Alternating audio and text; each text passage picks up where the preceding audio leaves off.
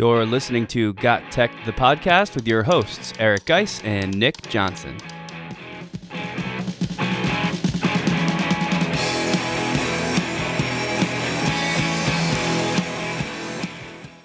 Welcome back to GotTechED the Podcast. This is episode 140 called Summer PD Reading and Edtech to Try Out. In this episode, we'll share our summertime list of podcasts, books, and edtech that we plan on learning about during our newly found free time. This is another episode you don't want to miss. Check it out.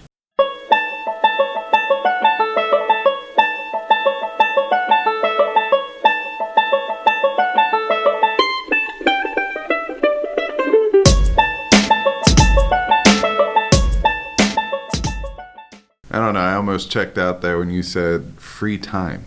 Newly found free time. Like, not checked out, but I'm just like wondering what that is. What free time? I know, like summertime always used to be free time, but when you got kids at home, it's not exactly free time. I don't know if I've ever had free time. You have always been a lot more busy than I've ever been, even pre-kids. You just fill up your time really nicely with like stuff. I don't know what I do though. At least in the summertime, it's like fun stuff, right? Yeah, we typically, go camping, might hit up the beach a couple times, even though I'm not a beach guy, but with kids, you have to do what they like to do. Right. And sometimes, just watching what they like to do is all you need to have fun. But yeah, I mean, we're doing more of that this summer. And now we're starting to get into all the baseball, like tournament teams and soccer teams and all that stuff. So you throw all that stuff in there. I don't know if we'll have any other time. I'd like to, get to Home Depot or something like that, do a couple of house projects, but... Yeah, maybe you're right. I probably shouldn't have even used the word free time. It's more just like, the 1 hour you get in the evening post-child bedtime to, like, sit and relax. Maybe now you can actually use that to explore some things you want to. And we'll call that our, in air quotes, free time for the summer. Yeah, I would agree with that. I'm telling you, even though it might only be an hour, I'm excited because I have a stack of books and my podcast catcher is getting filled with episodes I want to listen to. And there's a couple of EdTech tools that we've talked about and we kind of dabbled around with them, but I really want to get immersed. I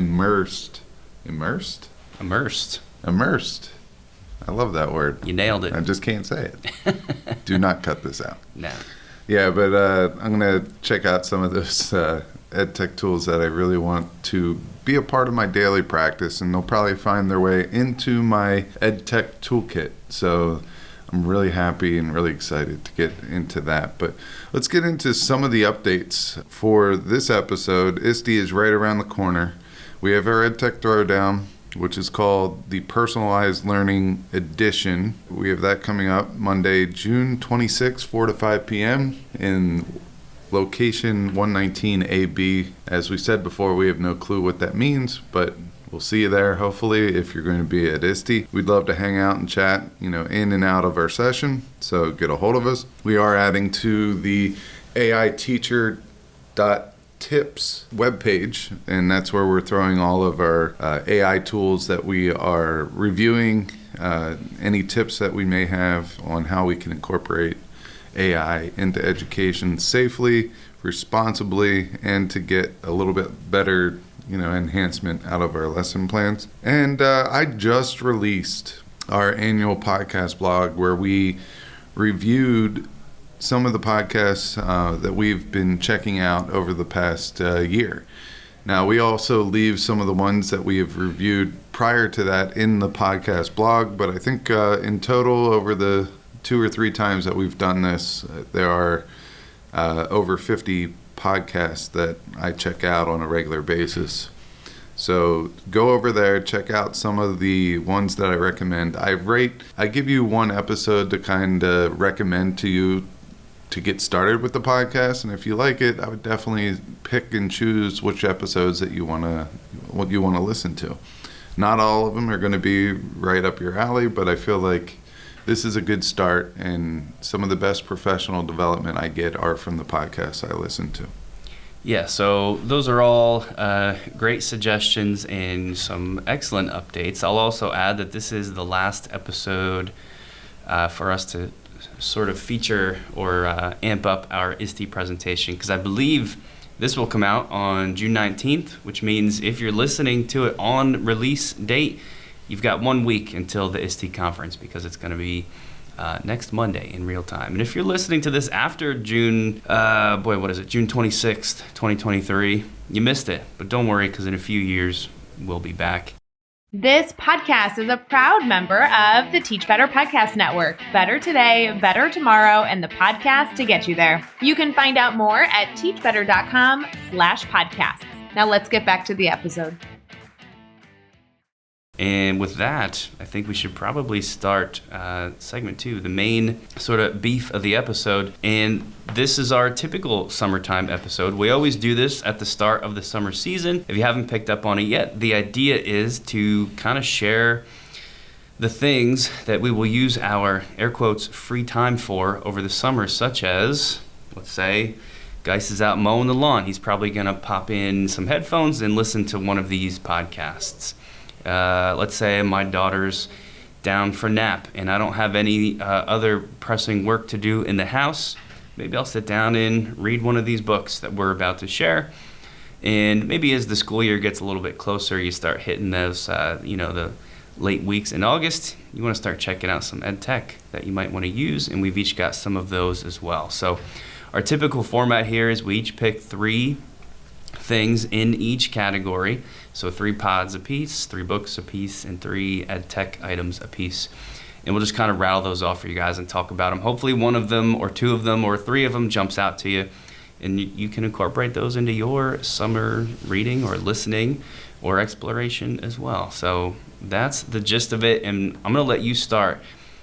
First, I just want to talk one more time about the podcast blog that you just mentioned. This is one of the bigger things that Guise shares out every year, and it's worth checking out because it is, I believe, like one of the official lists of educational podcasts. You can find it in our show notes. There's a link to it there. You can go to our website where you'll see it posted.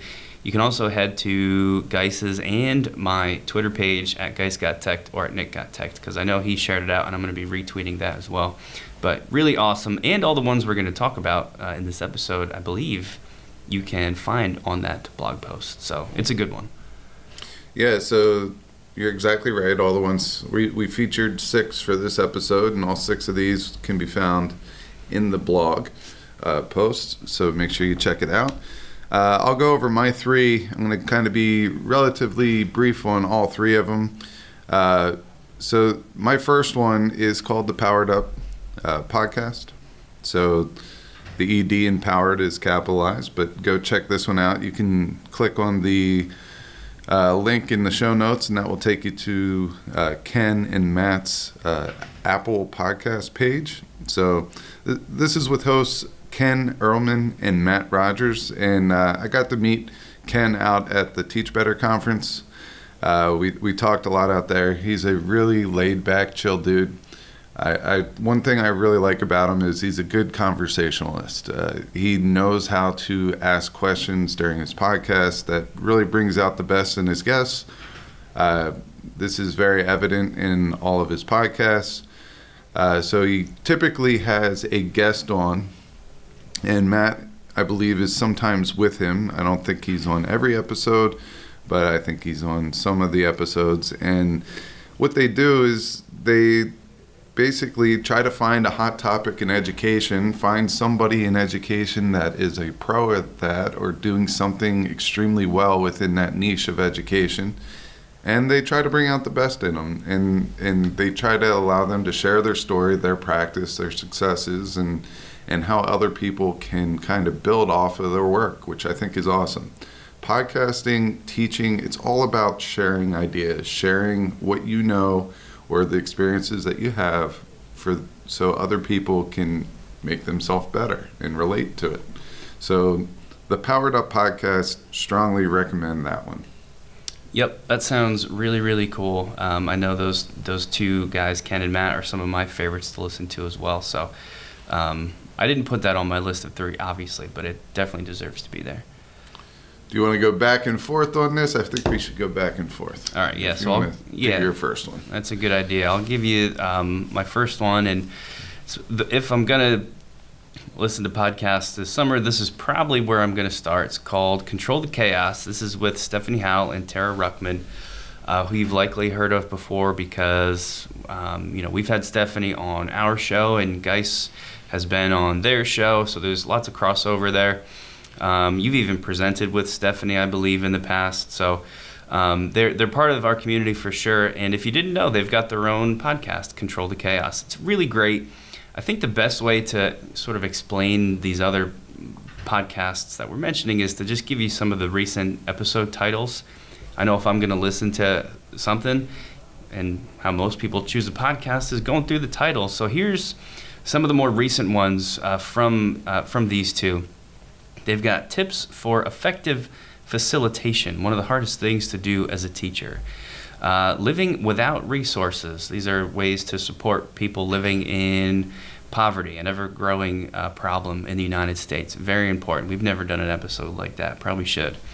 Outdoor classroom. Super interesting. We've got an episode on the outdoor classroom as well. Maybe I want to hear their take on it. End-of-year projects. The long-term view of giving feedback. You get the idea here, everybody. Really creative, interesting stuff. And what I like about this show in particular is that it's all very specific.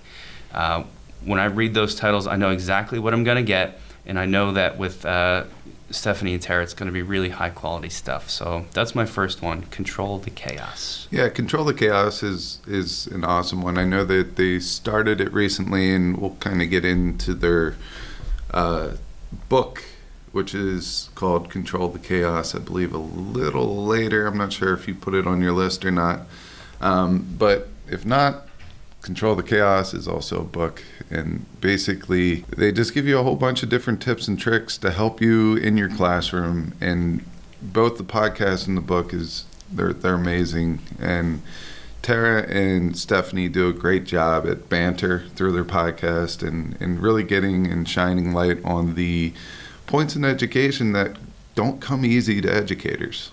We struggle as educators to do things like ask questions, provide quality feedback, those types of things. So make sure you check out Control the Chaos.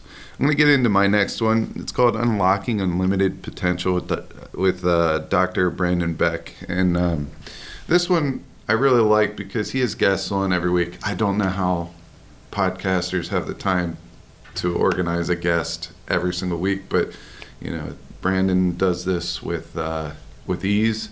His guests are always so interesting to listen to, and basically these are just success stories. And along any success story are challenging times and how you get through those challenging periods and what you had to overcome in order to make something happen in a positive way.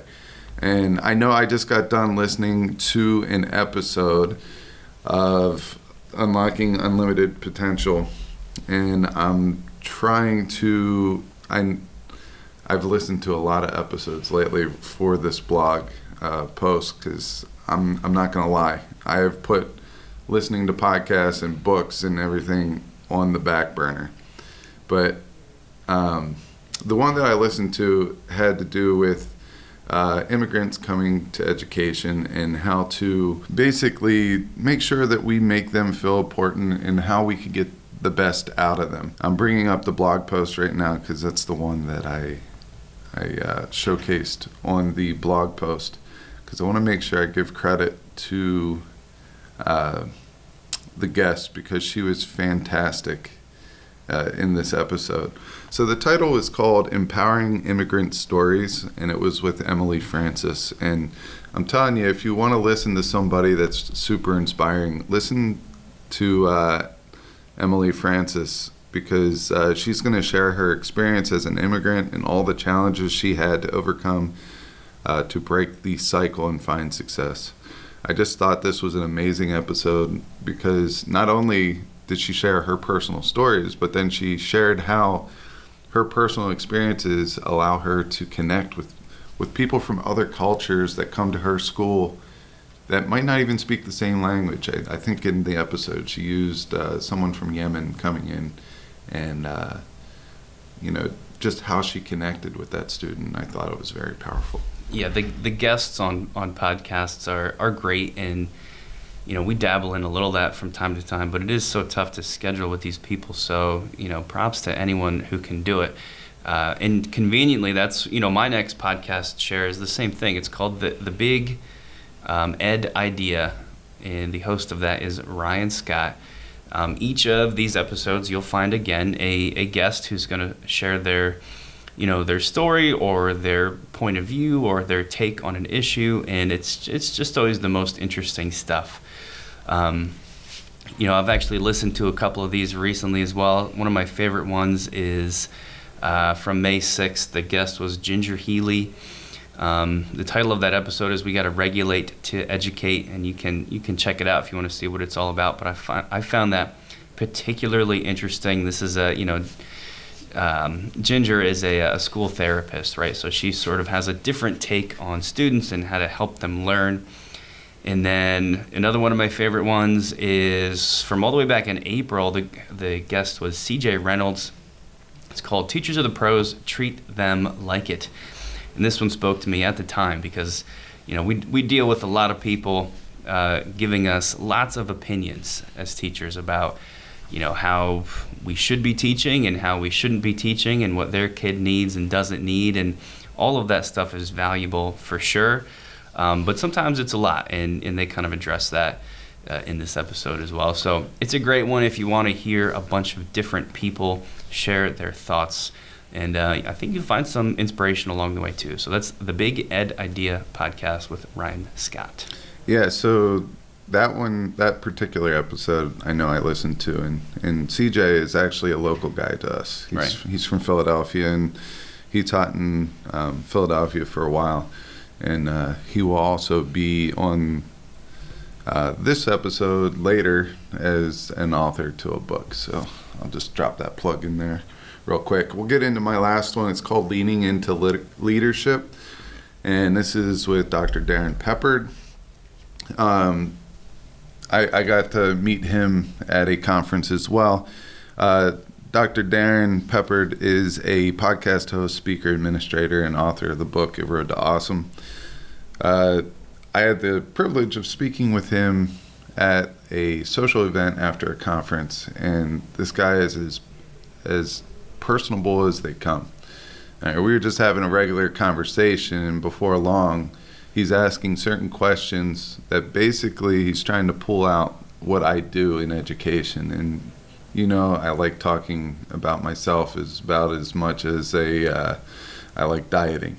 So I mean, it's not what I like to do, but he did it. He was asking questions in a way that I felt comfortable about it. So he is just the skill of talking to people, and it was really cool to catch up and get to know Darren a little better.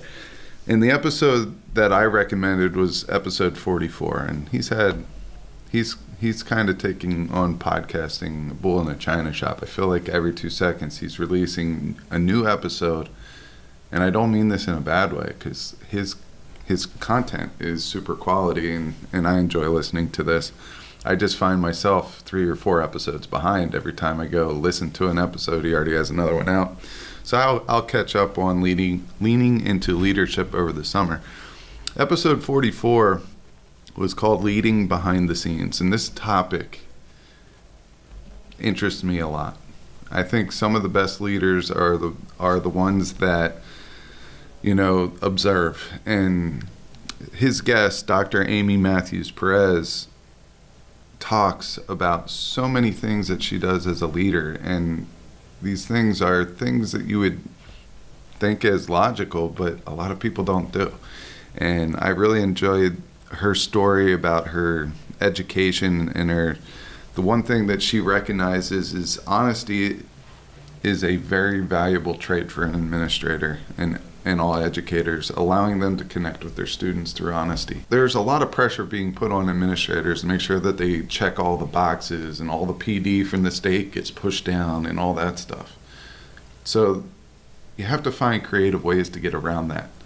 But being honest about it and upfront saying, hey, this is what we need to do, this is a state requirement, just being honest there and being, upfront about, hey, I kind of recognize that this is just busy work. Some of it's valuable, some of it is just that busy work, but we got to get through it together.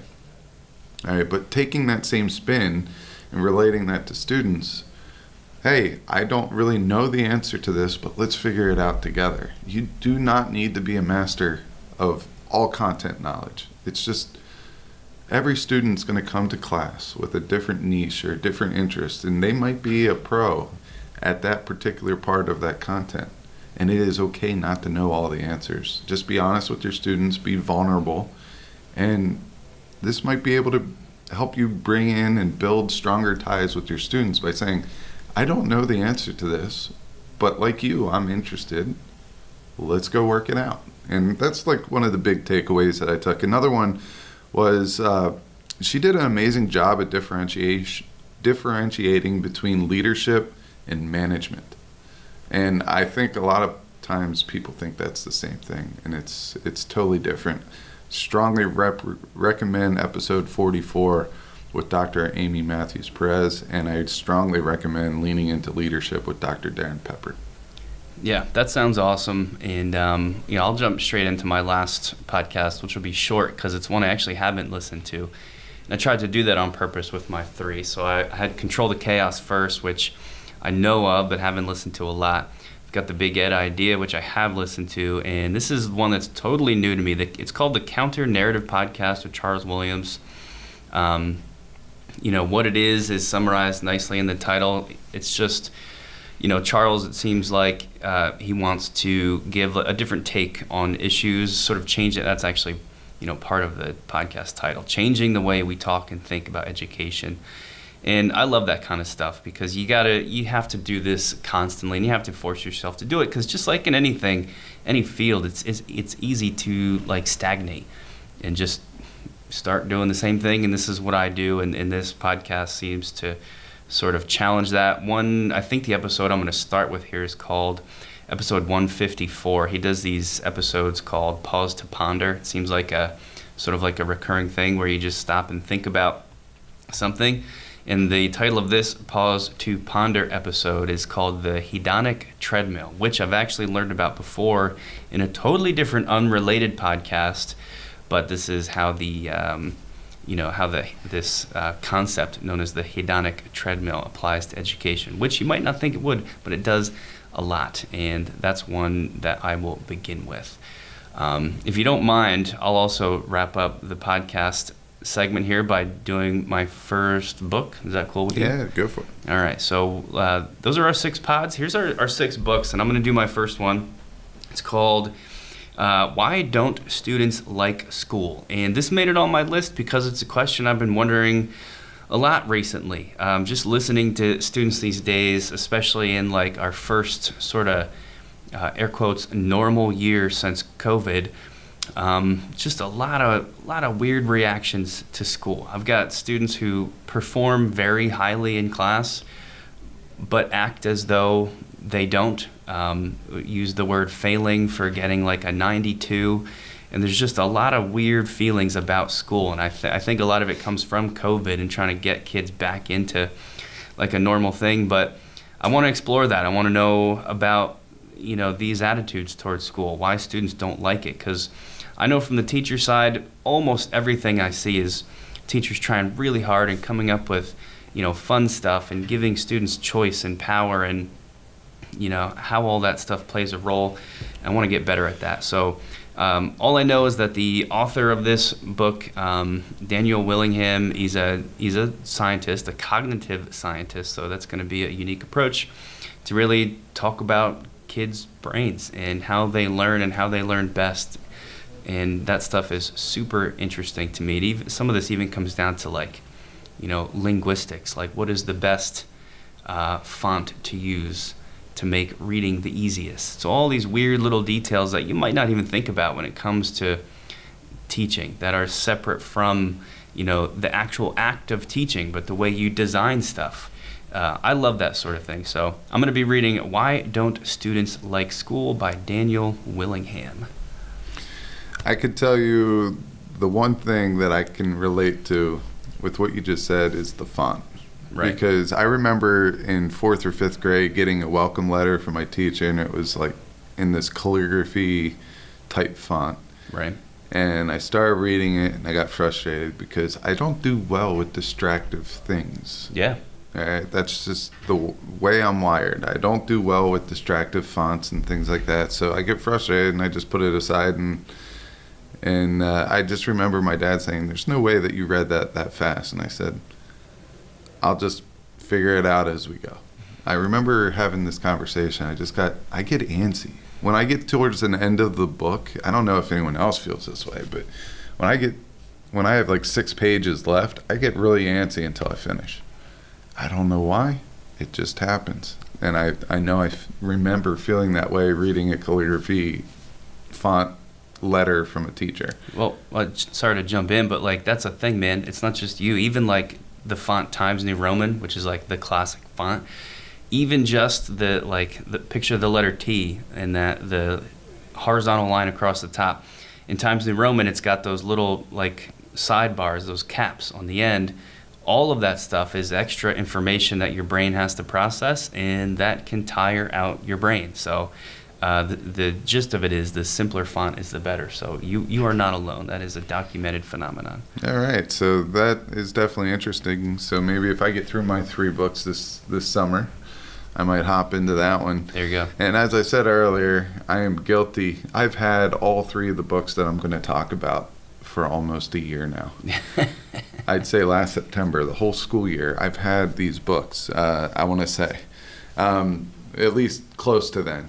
I think I might have got one at a conference or something like that. But you talked about C.J. Reynolds earlier, so I'm going to get this one out first. This is called Teacher Class Off by C.J. Reynolds. And C.J. Reynolds, as I said, he was a teacher in Philadelphia, and he's an out-of-the-box thinker. He's definitely not, if you ask him, he would tell you that he probably didn't grow up as a traditional student. He was always one that kind of did things a little differently. And that resonates with me. So I'm really interested to read this book.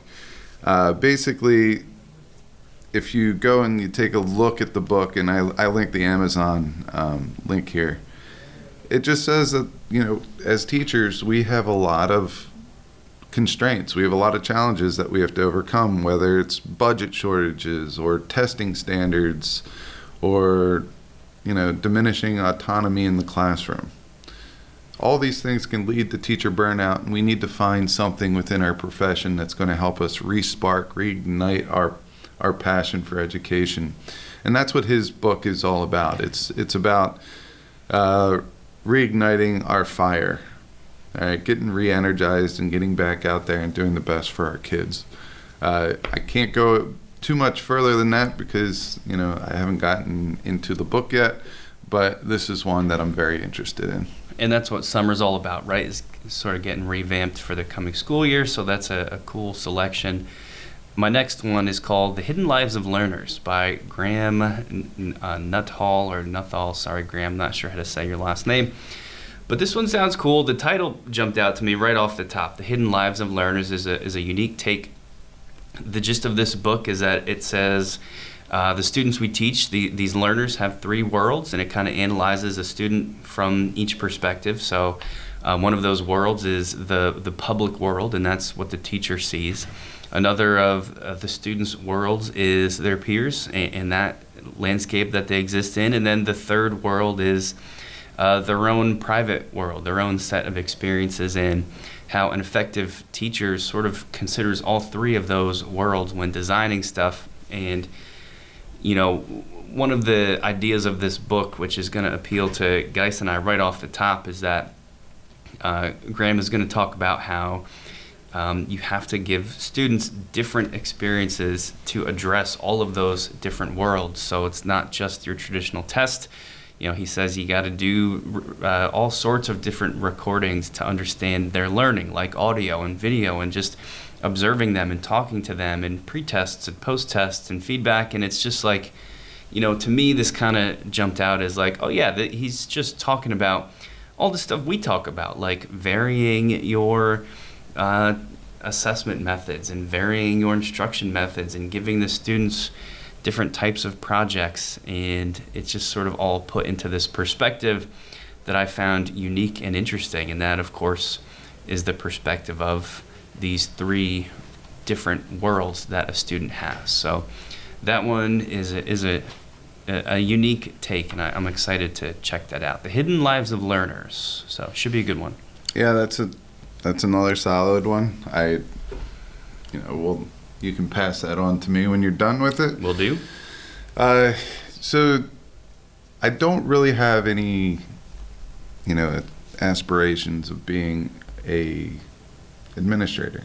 I just think that there's too much on their plate. But just because I don't want to be an administrator, there's also, the side position of being a leader. And I think all teachers are leaders in some way, shape, or form, but there are also ways that you could be higher up in leadership while still maintaining that teacher role if you don't want to be an administrator.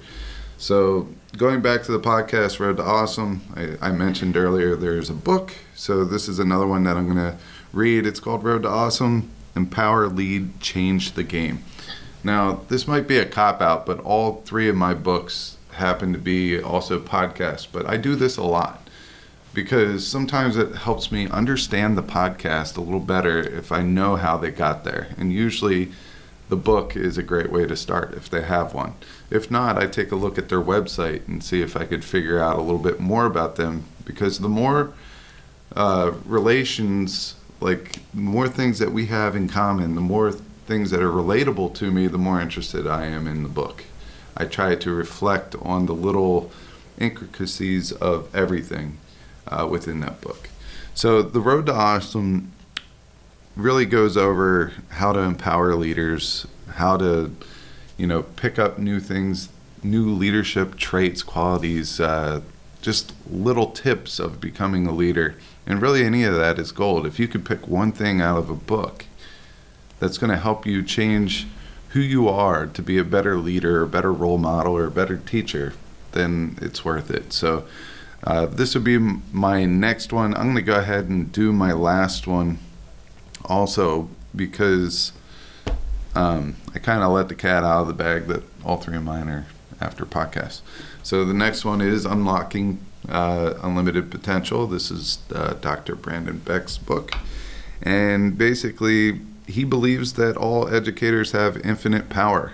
And once that power is harnessed, it can be contagious amongst everyone that we serve. And really, that is the reason, that one word there at the end is the reason why I bought this book and I started listening to the podcast.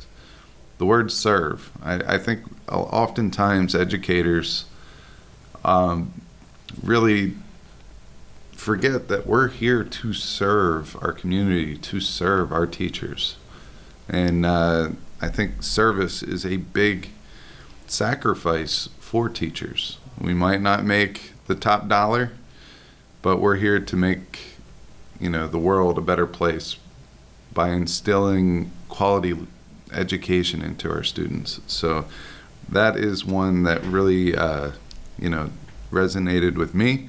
This book is divided into 3 parts: building a foundation, challenges as opportunities for growth, and just being able to believe in yourself. So I'm very interested, especially about the second part of the book, challenges as opportunity for growth, because that's something that interests me, and that's something I try to do through reflection.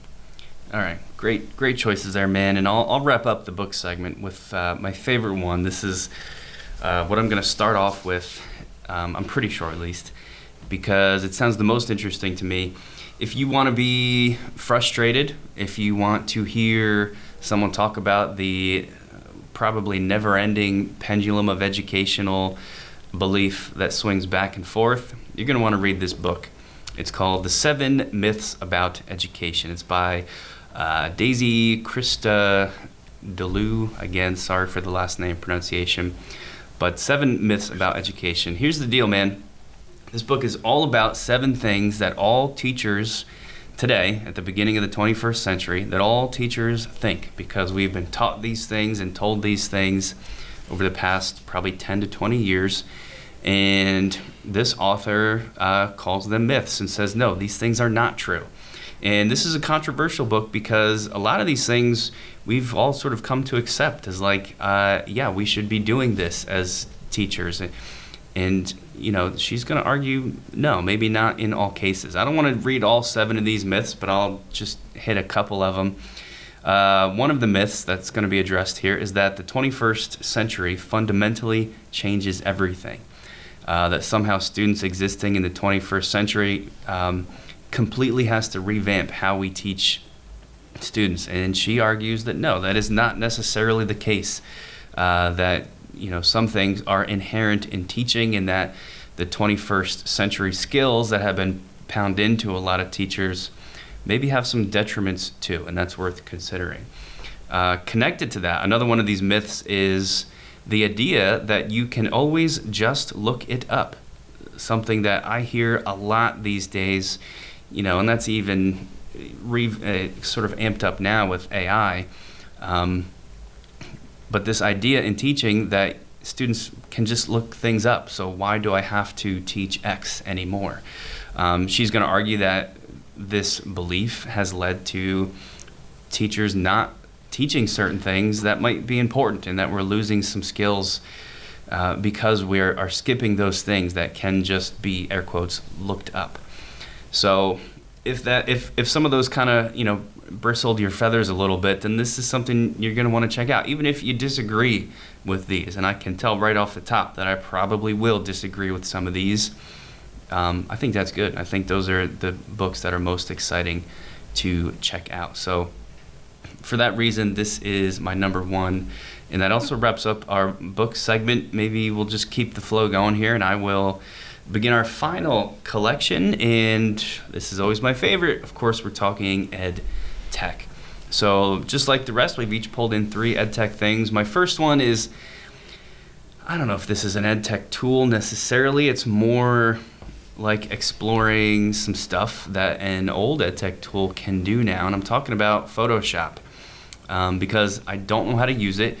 I still don't really care to learn Photoshop, mostly because Canva is allowing me to do really all of the image editing that I need to do, because I'm not a professional graphic designer and I don't need Photoshop. However, Photoshop has incorporated some AI recently that is so monumentally incredible to me and what it can do that I really want to check it out. So if you head to our show notes, you'll actually find a link to a Twitter post by somebody else, and that's where I'm getting this from. I've not heard of this guy before, but Nathan Lands is his name. You can find him at Nathan Lands. He has a post from a few weeks ago, this is from May 28th, all about this new Photoshop AI. So it's actually a whole thread of posts that Nathan put up called 13 Game-Changing Examples That Will Blow Your Mind. And truly, these things will blow your mind. I'm not going to go through all 13. I'll just give you one of them. In Photoshop and their new AI incorporation, you can pull in a photograph, let's say, and the Photoshop AI will automatically expand that photograph and like make up the increased, I don't know if I should say diameter or border around that. So I'll give you an example, a picture of a cat in the grass.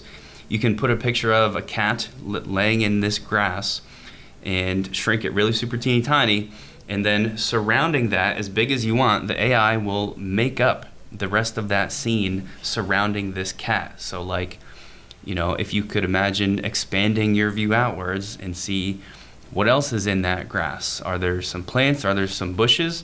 It's gonna fill in all of that stuff, and it's crazy, crazy good. Here's another one just sort of connected to that. You can take 2 completely separate pictures that have nothing to do with one another, put them together in the same frame, and the AI will automatically join them and put them together in the same picture in a way that makes complete sense. And there's just, 11 more things that are exactly like that. And, besides the fact that this is amazing, it's just, it's really cool, and it's cool how good they are. So if you're not a Photoshop user, it's at least worth knowing that this stuff is out there. So check out that Twitter post from Nathan Lands. Super cool. Yeah, I did not see that in the show notes prior to this, but mine is super similar to that. Mine is Adobe Firefly. Right. And I feel like these two go hand in hand. You know, they're probably using the same AI for both of these programs. So I might compare and contrast Adobe Firefly to the AI in Photoshop. What you described to me is pretty awesome. I could picture having that cat there and then putting mountains in the background. Right. Or something like that. I think you could do similar stuff with Adobe Firefly. I was on the list to be allowed into beta. I just got in like a week or so ago. I played around with it for 5 minutes and then I ran out of time. So this Adobe Firefly, it's all about image editing through AI. And I'm going to give that a shot as well. So I kind of just piggybacked off of yours, but I'm interested in both. I'll go into my next one, which is another AI tool. Actually, all three of mine are AI tools. And really what I want to do is focus on using AI for productivity. So this next one is called Diffit. And, you know, Diffit is pretty awesome in its own right. I know it's at the beginning of stage. You know, I'd say it's in beta, but it's at the beginning stages of the product. But I know that they're going to be doing some awesome things because we've talked to them. And right now, Diffit, what it does is it allows you to import text or a PDF or a URL into their dashboard. And then what it's going to do is it's going to give you a couple of different resources based on whatever input you put in. So the resources could be a summary, and that summary could be a grade level summary. So if you took a text off of CNN and you asked them to put it in a 6th grade summary reading level, it could do that. It does an abstract, and then it does a summary, which is just a set of bullet points or main takeaways. It can also generate questions, whether they're multiple choice questions or prompt questions or expandatory questions. They could also generate note cards. And I know this is just the tip of the iceberg for this product. I have very high hopes for this product, and I have a lot of confidence that it will get there. So this is one that I want you to check out. It's called Diffit on our YouTube channel. I just made a video explaining what it is, how to use it. It's I think it's like a 4-minute video. I linked that to the show notes, so please go check out Diffit. This will save you a lot of time just for some formative assessment. And I know teachers, we love formative assessment that doesn't take us a whole lot of time to make. And I'm telling you, you can go in, edit the questions, edit the answers. You have some flexibility there. So make sure that you check out Diffit. All right. Love Diffit, and I really love my next Edtech resource. This is a website called allsides.com. I believe we've featured it before, but I'm bringing it back because if you ever do any sort of lesson that involves the news or current events or just how to navigate the very confusing online world that we have today, allsides.com is just such an amazing resource. Allsides.com says that unbiased news coverage doesn't exist and that they are there to help you navigate all of this stuff. And there's actually a lot of websites that do this. Here's what I think separates allsides.com. They'll take one news story, like one I'm looking at right now, is that the FBI, it's about FBI oversight committee that is alleging some bribery scheme, alleged a President Joe Biden bribery scheme. So that's not a headline, that's their summary. Beneath that summary, it has 3 different articles about this same story, one that's from the left, one that's from the right, and one that's from the center, and it literally puts them side by side. Just that alone is so instructive on how deceiving news can be. So here's the title of the one that is a left-leaning source. Unproven Biden bribe allegation has not been disproven, James Comer claims after FBI brief. So that's the spin from, the left side of the aisle, because they're saying, like, hey, everybody, this is not proven. Biden's great because he's a Democrat. From the right-hand side, same news story. We've got a headline that says, Oversight Chair Comer to hold FBI Director Wray in contempt of Congress over Biden doc alleging crime scheme. So they're using the words crime scheme. They're sort of trying to come in a little bit harder about this whole thing. And then at the very end, they've got an article that is from the more centrist viewpoint, which just says, House Oversight Leaders Clash After Viewing FBI Doc on Biden Allegations. So not really trying to spin it one way or the other. And I just love how they do that. And each article they have put up, they've got like a 5-point rating scale. It's either super far left, a little bit left, center, a little bit right, or super far to the right. And I love that, because I don't like spins on news stories. I just sort of want to know what's going on. Or if I am looking at an article that has a spin to it, I at least want to know what I'm looking at. And allsides.com breaks all that down for me. So this is a really, really awesome website to check out. Yeah, I wish I had that one when I taught bioethics, because I feel like a lot of the environmental issues that we covered in bioethics, I bet is going to be on that site. Yeah, for sure. That's just an amazing one. It will help with the pros and cons research for the kids before they start their debates. But allsides.com, check it out. My last one I did mention on this show before, but I've done a couple of things with it, and I really want to get this ingrained into my everyday activity, and this is called TextBlaze. TextBlaze is an AI tool, and it allows me to make shortcuts that's going to bring in basically templates that I might have made in Google Docs or whatever.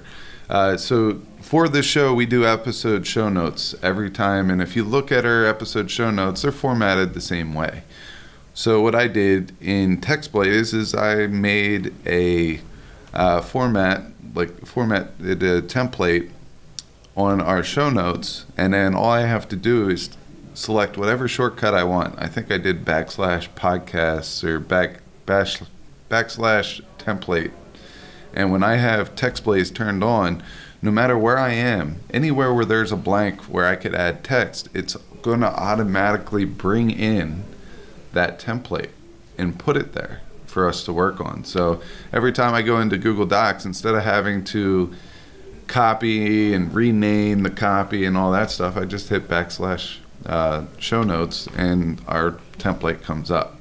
Now I've also used this because I'm a coach.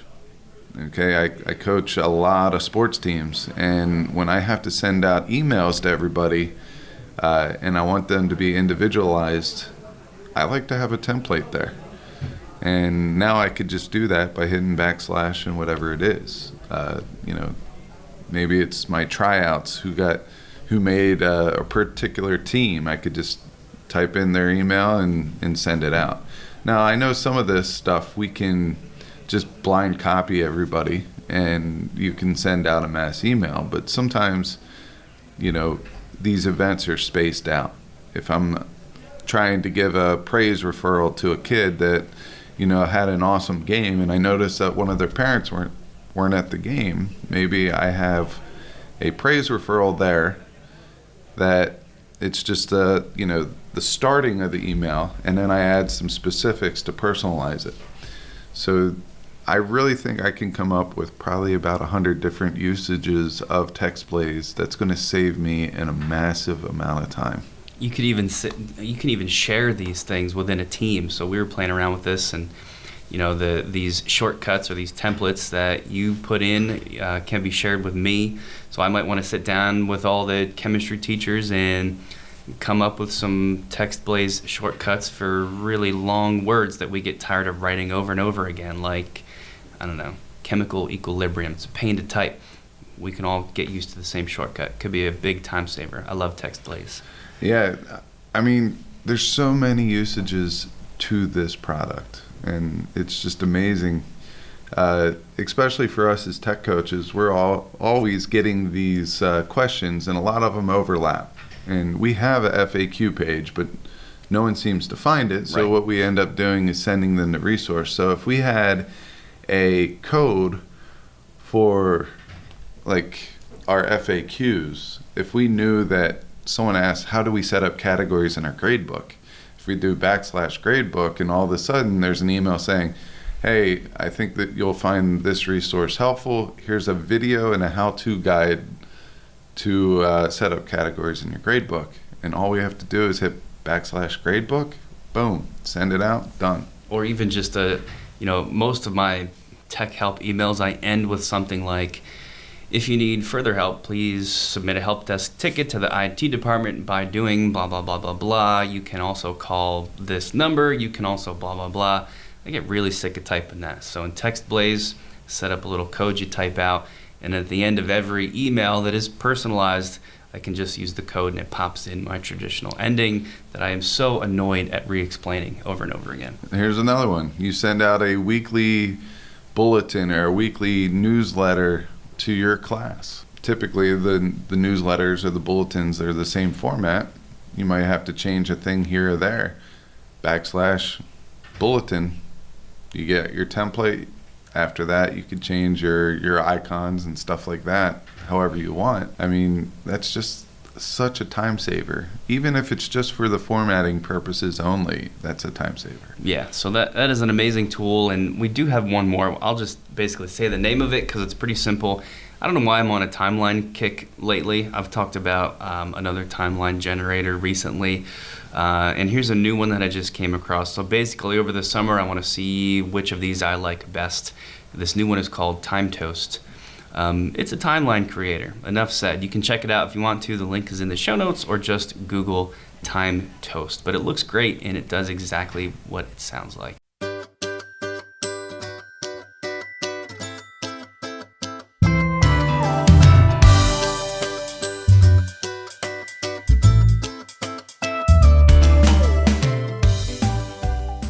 Which wraps up this episode. We'll close it the same way we always do. Please subscribe on Apple or Spotify or Google or Stitcher or anywhere else you listen to podcasts.